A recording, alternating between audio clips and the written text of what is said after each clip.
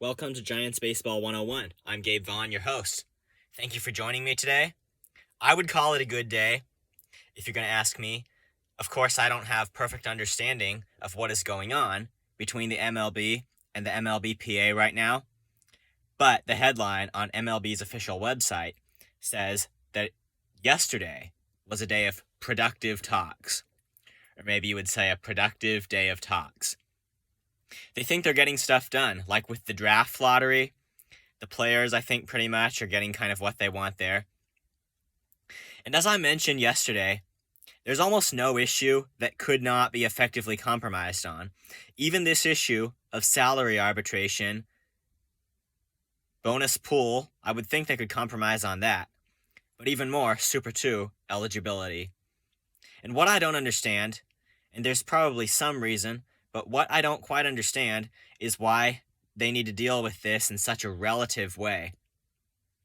The Players Association is wanting a 35% on Super 2, meaning you'd be eligible when between 2 and 3 years of service time, as long as you're in the top 35% of players in terms of how much of the third year you've completed. And that makes a way for players who they have almost 3 years not to have to go through another year of no mobility in negotiating their upcoming salary. But that kind of a thing, they're kind of getting stuck. MLB and the Players Association, that's basically owners and players. And I'm just not sure why there couldn't be a kind of compromise that's not based on relativity, but it's just like a uniform. After 2 2/3 years, you're eligible or something. Maybe after 2 2/3 years, after 2 years plus 70%, and that would apply to all players regardless of how it works out relative to how much the others have. And it would not, in my scenario, it would not be about the percentile that you're in. It would just be about how much you have. Like if it were going to be 2 years plus 3/4, then that would just mean every player who has 2 years plus 3/4 of another year is a Super 2. And to me, that would be the simplest. I'm just surprised that hasn't gotten discussed, at least not in a way that they publish. I'm sure that would have to have been discussed somehow, but it doesn't seem serious enough to be published on the official website. And they don't tell us much, but they're telling us a lot of the important details and what the offers are on both sides, what the most significant things are that have to be worked out. I mean, they tell us a lot about that. So if they don't consider this, I think they're kind of missing out on an opportunity to hopefully satisfy both sides. This way of just saying, and I don't know what the proper relative percentage would be, just saying a uniform rule, all players with 2 years and 75% of another year of service time, they're Super 2s if they're at the beginning of their year. And that's not even the only way to resolve it. It's probably the most practical one, but it's not the only way to resolve it. You could also, and this would be a creative proposal, whether it would fit the MLB's interests or, what I think is more likely, the interests of the Players Association and what the players want. As we know, salary arbitration only applies when you are at the beginning of a year. If you get 3 years, you get to your 3-year mark as a player, and you're in the middle of a year, then you got to finish it out before you can negotiate a different salary. They could just change that and say your salary can change in the middle of a year. And you had been making the portion given to you, whether it's per week or per 2 weeks or however MLB players are paid, of the minimum, which would be, I think it's going to be like $775,000 this year. And if in the middle of the year you get to your 3-year mark, then your salary can change there and the team's got to pay you more, the prorated portion for the rest of that year. That would be a way to resolve this, I would think. A creative one, maybe not consistent with how it's been done recently in MLB, but I think it's consistent with just about everything that could come into play here. And I don't see why that could not even be a way to resolve this. So there are 2 ways here.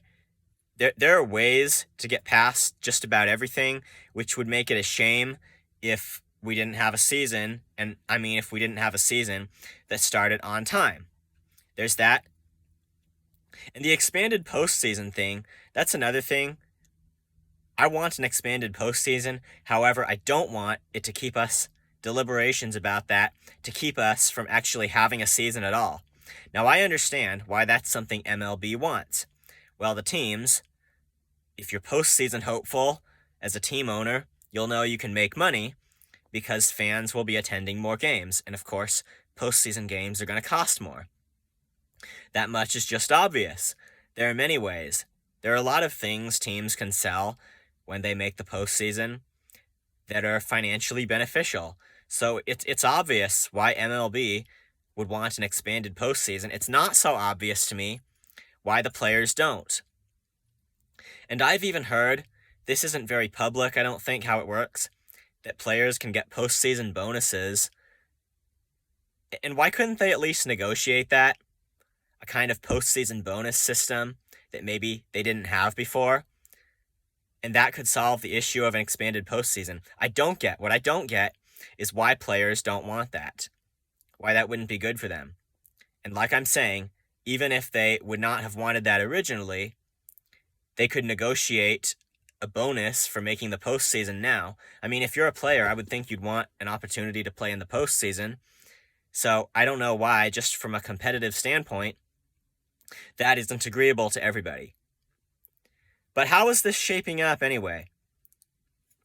Well, I think there's a lot of reason to hope for getting this thing done by tomorrow. A lot of reason to hope for it. Because the Players Association, you know what I think they might have been doing? When you sell something at a garage sale, do you always sell it for just the price you would take for it, or do you realize that people are going to negotiate, and do you take that factor into account and maybe price it a little bit higher than, like, maybe just so you'd have a safeguard for if your buyer wants you to go lower and won't buy it unless you do, that you'll still get an adequate price for it? I mean, that's just, if you're smart and you know how to sell things, you might do that.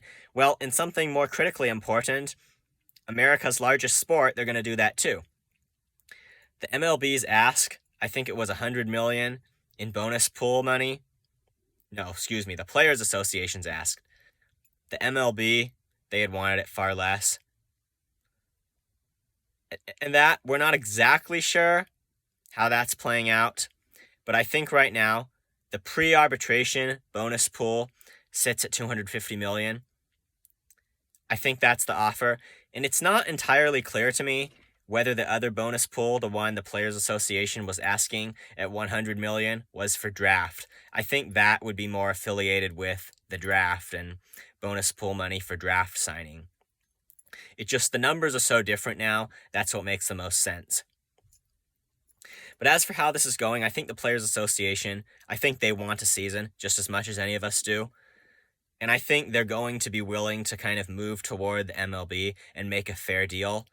These high offers that just, I wouldn't call them offers, I would call them demands. That's a little more accurate for the situation.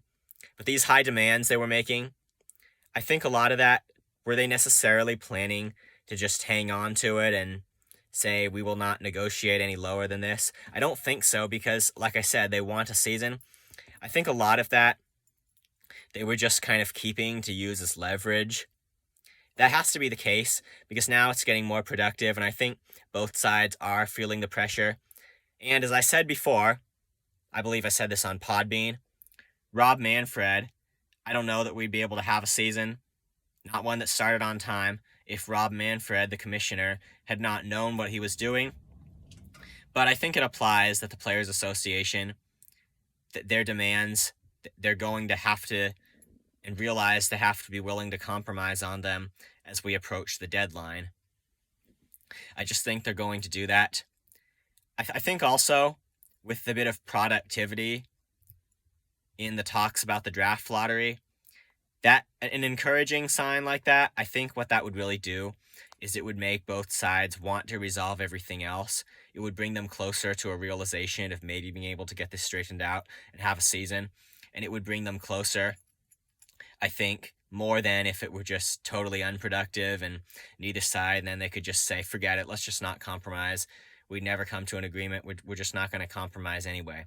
So I think a lot of those factors are coming into play, and they will come into play. And as for whether the season starts on March 31st, I think it's looking a lot more like it now than it was even, say, a week ago. And a lot of what changed that was just this Monday deadline. It's a deadline at almost a perfect time. Well, as perfect of a time as Manfred could really figure out, because a spring training is necessary. It will not quite be 4 weeks long, maybe a little more like 3.5 weeks. But that's the best they can do. That will be another concern. It will be interesting to see whether they decide they need expanded rosters to start the season as they did in 2020. I don't think this interruption has been as big, although, like I mentioned before, it was way more of a threat than even COVID was. But as for interrupting a player's kind of, their training and stuff, I'm not sure that it was quite as big, but it still wouldn't surprise me if we see expanded rosters. So yeah, the postseason thing, I would want a 16-team. I don't want an 8-team one or a 14-team one. I want a 16-team one with 8 teams from each league. But that's not likely to happen because the Players Association, I don't think they really want that for some reason. Whatever comes into play there. Thank you so much for watching this. This is the final day, so we will see tomorrow if a deal has been accomplished, if the sides were able to compromise, if this was effective, if the season starts on time. We have to wait and see tomorrow. We've reached the deadline. There's no turning back now. It's either you get a full season or you don't. So make sure to join me tomorrow. If you liked this, make sure you hit the subscribe button so you can make sure you don't miss anything. Good morning, good afternoon, or good evening, whenever you were watching this. I think I can say that. I think that's what it is. I'll see you next time.